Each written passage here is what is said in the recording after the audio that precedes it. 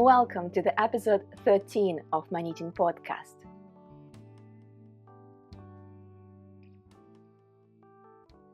Hi everyone, and welcome back to Stitch and Thread, the channel where we are talking all about knitting, though sometimes I like to share my embroidery projects as well. For those who are new here, my name is Anna. I'm coming to you from the UK, and today I'm happy to bring you a regular knitting podcast episode, which will follow a traditional sort of format with the finished projects. And spoiler alert, I have a few of them today, quite a few works in progress, as well as acquisitions and my plans at the very end of the podcast.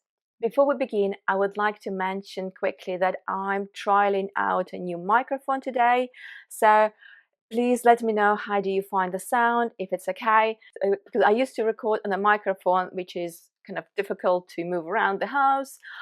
So this one is more portable, so I can take it wherever I want. So yeah, let's hope it will go well. With the microphone situation out of the way, let's talk about knitting. I mentioned in my spring knitting plans that I'm still working through my winter knitting plans and planning to finish quite a lot of them in April, and this is exactly what happened. So let's begin and let's kind of discuss the elephant in the room, what I'm wearing today. And I'm wearing my newly finished, I literally sewn the buttons last night. This is my Mouline Cardigan by Lene, Holme, Samsøe. If you've seen my previous podcast, you might remember that I literally just started it. I think I had like about 5 centimeters long beginning of it all, and it's already completed. Let's talk about the yarn first. I've used black yarns Tamar 4-ply, I think Lucid brand, in color Valency. It's quite specific of British yarn. They only use, I believe, British blends. So that was the main color, as you can see. And I paired this with a silk mohair by Isager. As you can see, they're good together, but it's not exactly the same color. And honestly, now I'm looking at this cardigan, I'm really happy with the result. I think the mohair kind of brought up a bit of more neutrality possibly to the color. You can still see a hint of purple here. I actually really like this color, and I think this mohair did a great job. And speaking of mohair, quite recently, I'm kind of digress a little bit here, but I'm quite sensitive to my hairs. I noticed I do like it. I run quite cold, so I like a bit of warmth personally. But I found that some hairs are like drops Kidsilk, they can be quite prickly. However, I found out that some brands, they not only do kid mohair, but some brands also offer super kid mohair, which is, I think kid mohair is from a goat which are under 6 months old, and super kid obviously even younger. So I noticed that Isager mohair, and lots of people mention that it's quite soft, and it is super kid mohair. It's not just kid mohair. So if you're like me, possibly more sensitive to mohair, you might would want to give a try to super kid mohairs available on the market. I think also Berenice mohair is the same. It has super kid mohair, and I've used also long yarns lace mohair. That one is slightly different blend. I think you have 40% silk, 60% of mohair, but again, it is super kid mohair. I haven't tried Berenice, so I can't talk for Berenice. Highly recommend this mohair for those who are sensitive to mohair, but still would like to be warm. So I knitted this cardigan in size 1. Someone asked me recently, most of the time, if not always, I need size 1. Just so you know, my height is 1.54 centimeters. I think it's just 5 feet, maybe just a tiny bit more. And my bust circumference is 78 centimeters. So more often than not, I'm actually struggling to find the sizes that fit me, because even like the smaller size, that unless you want to have like 30 centimeters of positive ease, some designers do not provide the the size that would be appropriate for me. So for this cardigan in size 1, I used 270 grams of fingering weight yarn, and I literally just broke in my 5th ball of Isager Mohair. I should mention that in pattern it says you only need 4 balls of Mohair for size 1, so it's good I had 1 extra. I mean, I could probably go without the last ball, but I will discuss it a bit later. But as I was knitting, I'm quite happy I had it, because I had 10 centimeters left of my button band and I ran out. So I broke into the 5th ball, and to be honest, I weighed after I finished, and it still says 25 grams. So I probably used, you know, kind of few meters at all. So my weighing scales, they are not very accurate, I guess. They're just normal kitchen scales. They do not register the difference. So just for you to know, maybe it's good to have an extra ball. So there are 2 reasons why this cardigan just came to me so quickly. Number 1, when I started working, I absolutely loved to work with a combination of mohair and wool again. I think it has been a while, and I must have missed it. I just loved it. I just liked the experience, the feel of yarn. So it was a joy to knit. But second, literally in 2 days' time, after tomorrow, very early, I'm leaving on my trip to Denmark. And I was checking the weather forecast last couple of weeks to kind of gauge what kind of clothing I would need. And I must say, in comparison to British weather, it's chilly out there. So I'm really looking forward to taking this cardigan with me. Now let's talk about the pattern itself. This is a pattern by Lene Holme, Samsøe, a Danish actually designer. So it is not the first pattern I've made. I made last year Gabi blouse by Lene Holme Samsøe, which I also love. It was this gorgeous green color. I love the color, and I think it was actually quite a good fit as well. I was trying to figure out what kind of construction it is. In the pattern, it just says like something like exciting construction. It is quite nice construction. I think it fits me quite well. As you can see, it has some nice shaping of the shoulders. I can show you here. It's really nice. It looks like it could be like satin shoulders, but as I say, in a pattern it doesn't specify. So I don't know. Personally, I really like how this garment sits on me. I will input some footage. I mean, obviously I can get up and show you now right now, but I can also maybe try to make a separate roll just to show you it better. Yep, so that's my cardigan. And going back to the pattern is written quite well. I do, however, feel that in a couple of places I could have had a bit more information, or I think I would like to have more information. In the one place there was a situation where I couldn't figure out the increase rate. It was a bit complicated because you would increase different rates for the v-neck and for the shoulders, and very grateful because the designer actually specifies in quite a few places how many stitches you have. So the way the increases worked, I could figure out that the way I'm thinking is not the right way. I wouldn't get that amount of stitches. So that's okay, but it took me some time. And one more time, I think you had like increased rates, I think for one shoulder, but for the other, you kind of have to work out yourself.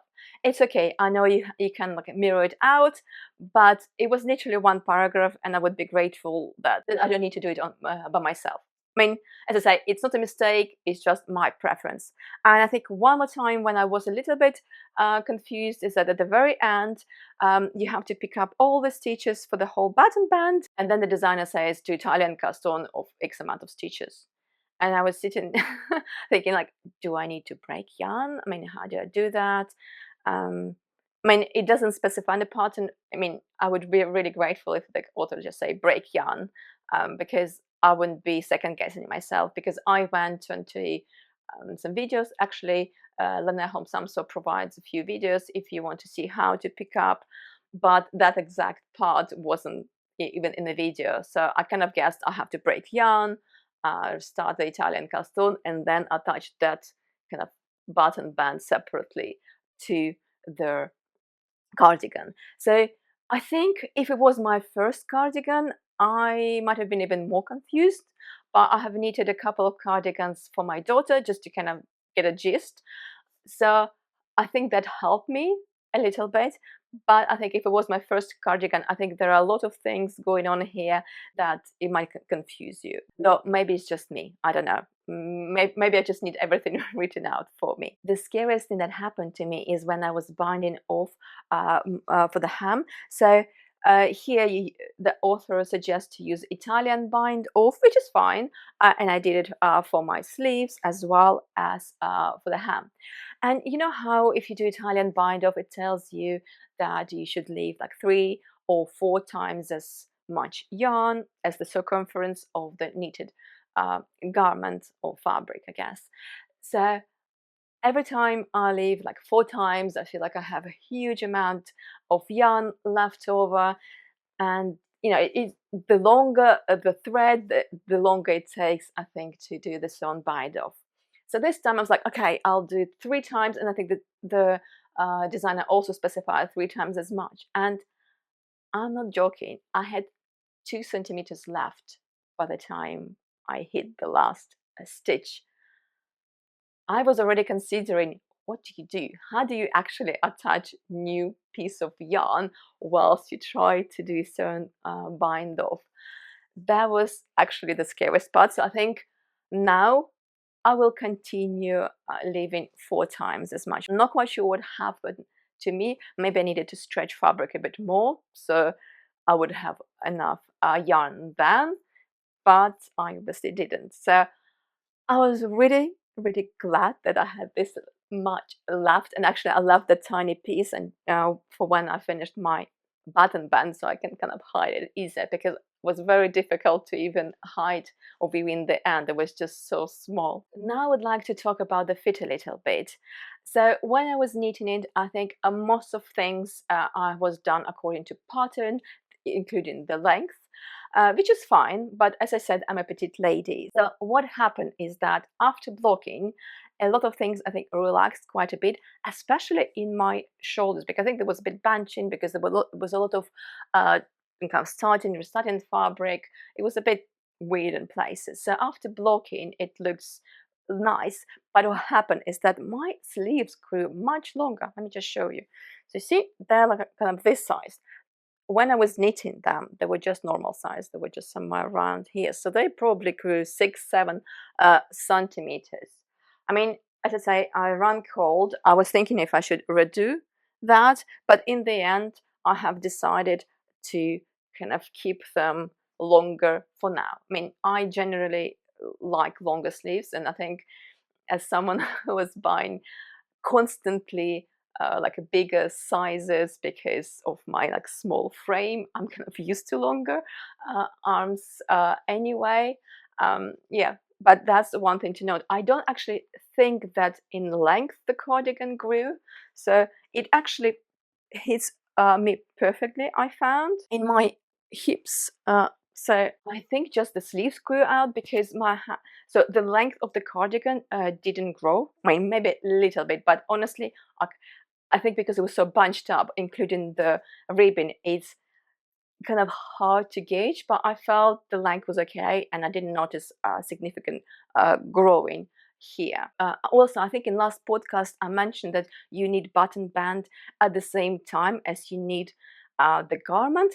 This is not the case. I misinterpreted the blurb of the pattern. I think it said you need a rib button band at the same time as your button band. So I guess what the author was trying to say is that you need kind of the whole button band all at the same time, because sometimes you need some kind of in separate pieces for the neck, and then I guess for the body. So that was the mistake, but I actually really enjoyed the way the button band is worked here, the way you attach it.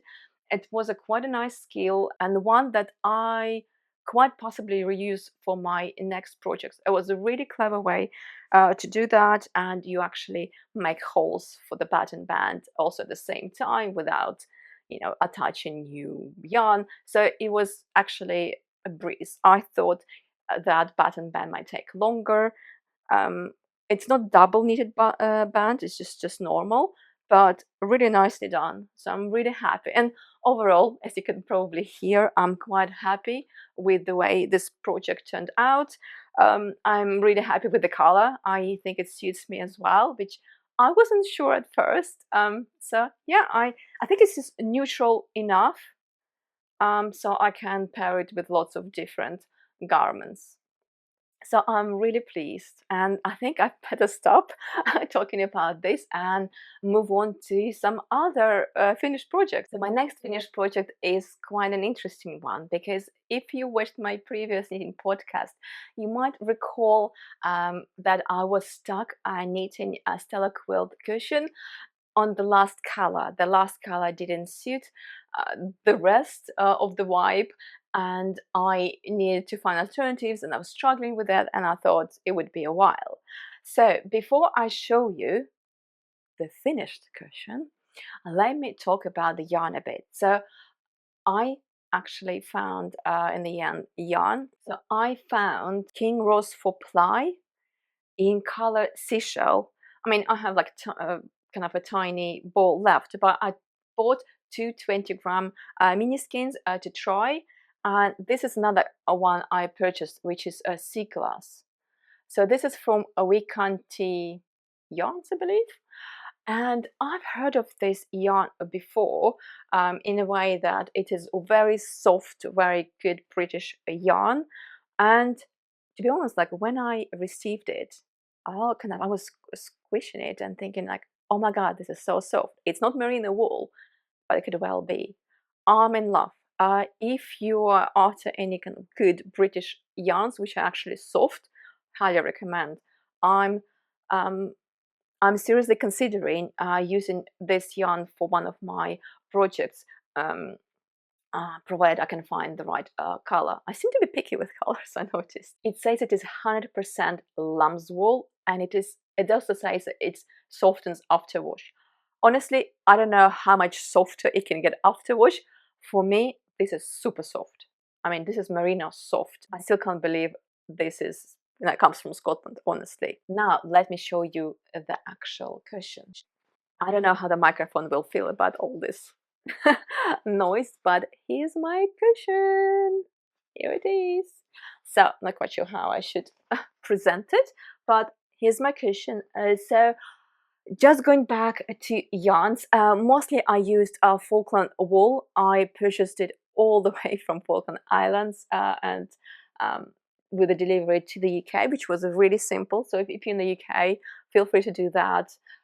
It's more like a woolly wool, so I thought it would work perfectly for a cushion. And I purchased like 4-ply yarn as well, just held it a double. So I had one, I think color 1 in wheat, but all colors will be in the description. Then I have, I think, baby blue, dusty pink or something like that. Then this is leftover my BC Garn Bio Balance coats. That was actually the mix of wool and cotton, the only cotton in the whole cushion. And this lovely last color, which is very soft, is that seashell from King Rose 4-ply. Yeah, so I'm really pleased with this cushion. So talking about the construction, so you start with one piece, like this kind of modular piece, and you can use it as your gauge swatch. So you make one, you wash it, and you just check if everything's correct, and then you continue on with other squares. Just to say, if you're thinking that you're gonna have like an easy going pattern that you know, you can do whilst watching TV, you might want to rethink. There are a lot of short rows. If you want to master German short rows, this is the pattern to do. There are so many German short rows, it's quite amazing. Yeah, I think by the end, I feel like I'm a pro in German short rows. But also, you have, I think, 4 different ways to attach each new piece to the cushion. So you always have to refer back to the pattern. So I felt it was quite an involved knitting kind of piece. So something I kind of have to have pattern at hand all the time, whether it is how to join the new piece. I mean, it gets better overall, you kind of get a hand of it, but yes, you have to pay attention. And one more thing which I found a bit painful. I mean, I don't really mind weaving in the ends, but there are so many here, so many. If I find actually have some my photo of like how it looks at the on the reverse. I mean, obviously the pillow from the other side is just normal garter stitch. I just did a sewn backing, but here you have so many ends to weave in, and I got to the point where I couldn't really continue. There was just so many kind of ends sticking out. I just need to weave in like as I go, and just, you know, sometimes spend an hour watching TV whilst doing that. So kind of just a word of warning for you in case you want to do it. For me, this was a very good project because I was thinking of making a Stella Quilt blanket, but before I would embark on like mammoth project, I also wanted to find out how does the whole piece work, how do you attach, because I've never done any blankets before. So now I feel like I know what I'm getting myself into, at least. And yes, it's, if I decide to do it, it would take me like months. But another good thing about this cushion is that because you do it in a modular way, it's quite fun. So one piece, at least for me, would take me around an hour. So if I know I have exactly like an hour, it's just perfect, honestly. So, and you feel like you've accomplished something. So if like one day you do one piece, so you can do it, I don't know how many pieces are here, 16. So in 16 days, you've got like the whole piece already. But I mean, I think it got a bit better once I got a hang of it. So not very easy pattern like to from a get-go, but it's quite fun. I think it's also fun to try and choose the right yarns for it. So I mean, what do you think? I quite like in the end the way colors turned out. I think it's kind of pastel-y sort of colors work quite well. Yeah, so think I'm looking forward to Stella Quilt blanket. And speaking of Stella Quilt blanket, let me show you. I'm slowly acquiring minis for Stella Quilt blanket, and from the Fiber Folks. This is the new edition. This is actually my acquisitions for this month. So it's month 2, non-superwash fingering yarn. It's I think it's 20-gram minis, and I have 5 of them. So one day it will hopefully become a Stella Quilt blanket. So I'm really excited. I really love these kind of colors. It's like bluish greens, beautiful. So looking forward to month 3 when she opens her orders for that. So my next finished object is this lovely hat for my daughter, actually. So I called Winter Smiles hat by Drops Design, simply because I've used the decrease rates from that free pattern, but I didn't really follow the pattern itself. The only thing is, because in that pattern uses drops air, like a blown yarn, I found quite difficult to find any patterns that would use a blown yarn. And as I had enough yarn to make a hat, and my daughter was asking for it, and actually I've made one already for her, but it was too small in the end and she just didn't wear it over winter. So I thought, okay, I'll try again. So yes, I call it Winter Smiles hat, but as I say, it's just for the decreased rate. So I cut it on 96 stitches, and I use 375mm needles. So this is knitted in Gepard Garn Puno. It's obviously much thicker blown yarn than drops. I can't remember what the pattern says, but I used German twisted cast on for this hat. I mean, as I say, it's not for me, but I can try it on to give you an understanding. I mean, hats are difficult for me. They often don't make me look particularly beautiful. Don't know, you can say. Is it any good? I think it's okay. My daughter has kind of nice curly hair, so it looks quite nice on her. I mean, to be honest, I think most of hairs look gorgeous on her, so let's hope it didn't destroy my hair. That was easy. I think I needed for 26 centimeters and started doing decreases, finished off. One thing, though, that I found out, maybe everyone knows about, I don't know, but in case you don't, I'll show you. So look at that. So apparently there are pom-poms with snaps. I didn't know they existed. I don't know, is it normal? Do everyone know about it? I mean, honestly, I was watching a Leslie, I believe Leslie, from the Friend to Knit With. She had one of her podcasts from like a traveling, and she showed her hat, and she also mentioned that if she washes her hat, she just takes the pom pom off with a snap, and I'm like, this is a revelation.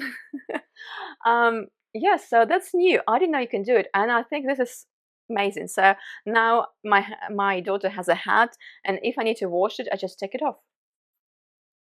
It's genius. I love it. So I think pom-poms are sorted. The only pom-poms I've seen, and I bought one before, they had like a string. So I assume all of them are coming with a string that you kind of somehow have to attach to the hat. Thank you, Leslie. You opened a whole new world to me.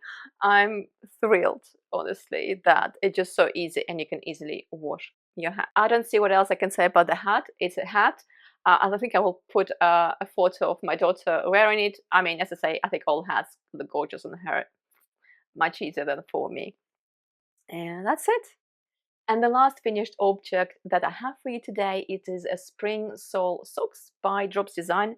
Again, a free pattern by Drops. It is a very similar way to the hat. I used kind of the idea of free Drops Design, this 2x2 rib, but all the numbers I followed for size 2 from Ordinary Love socks that I've actually finished in my previous podcast in the same Drops Fiesta yarn in this color, gorgeous color, spring color for me. So I had exactly 48 grams of Drops Fiesta left, and I really feel like I don't want it, lie about.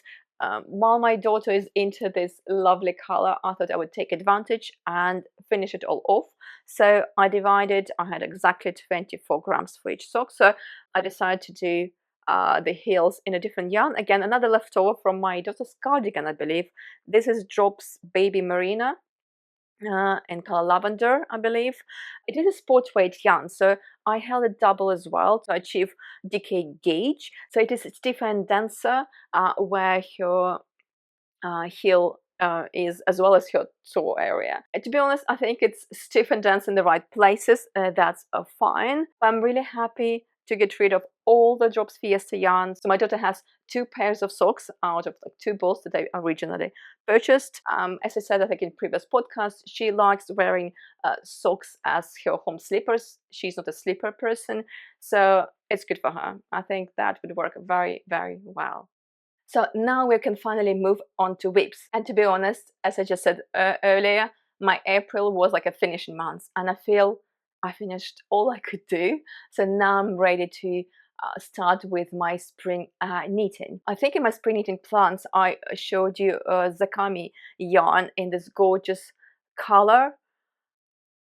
Beautiful. And I really want to pair it with a Gepard Garn lace, cashmere lace. And as you can see, there's a bit of a difference. So I made a swatch first for them together. And to be honest, quite soon after I started knitting, I didn't really like the combination. It just, this lace didn't really bring anything. I'm a bit sad because it's quite expensive ball, but I decided to not use it for my project. So I'll show you the swatch I've made. So for the first time ever, I've never done it, I did a half fisherman's rib. So that's my swatch. I think it looks absolutely gorgeous. I really liked it. So I think you need to achieve 22 stitches per 10 centimeters. I have 24 stitches even after blocking. I did block it. I mean, as you can see, it's still attached because I think, I mean, I don't really need a swatch. I will just start knitting the hat. Actually, maybe when I finish this podcast. So I'm going to knit OLE Hat from Susan Müller. It is a hat in half fisherman's rib. I don't have high hopes because hat's a bit tricky for me, but I can tell you that my daughter already asked, like, can she wear it if I don't like it?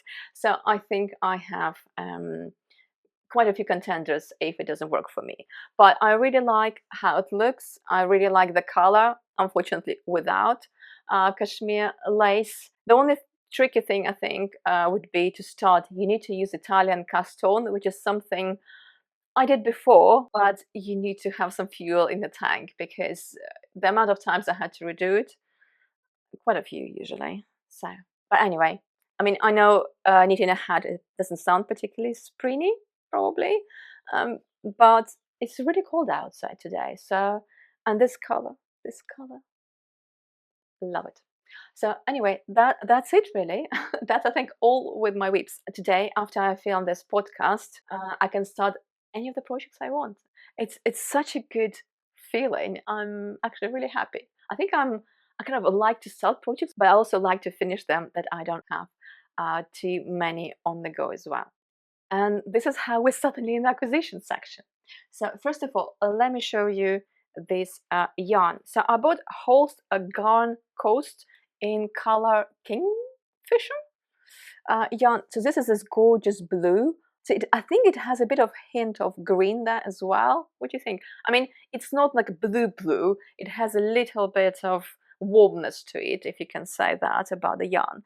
So I purchased 4 balls, and as I said, I'm going to Denmark to find Mohair, possibly Isager Mohair, to pair it with. Ever since a matcha pullover came out, I'm obsessed, and as soon as I can get Mohair, maybe even in summer. Can I knit with Mohair in summer? I don't know, but I would love to have that pullover. Where knit or Ines Oliveira, she uses yarn which is in the same kind of caked up way, but it has a different label. And I actually heard someone mention that it seems to be exactly the same yarn as this Holst Garn. To be honest, I did try to compare that yarn with Holst Garn Coast because the colorways are the same. So what does it tell you? But it was slightly easier for me to order not from the Portuguese store, but from Holst Garn itself. And why not? Lots of yarns, lots of colors, and you could look on Ravelry, you know, which colors you want. I'm actually really happy. That's the way I envision that color to be. So I guess colors reasonably accurate on the website, at least from my experience. It's the first time I order them. But yeah, so this hopefully will become a matcha pullover at some point. And the second acquisition is my newly acquired, only arrived yesterday, CHAGU knitting needles. So I already own CHAGU kind of shorties, and honestly, I really like these needles. I've tried quite a few. I know that my preference lies with metal needles, and as I said, I started with drops needles. I tried knit pro needles, Addy, whatever, you name it. Some of them better, some maybe worse.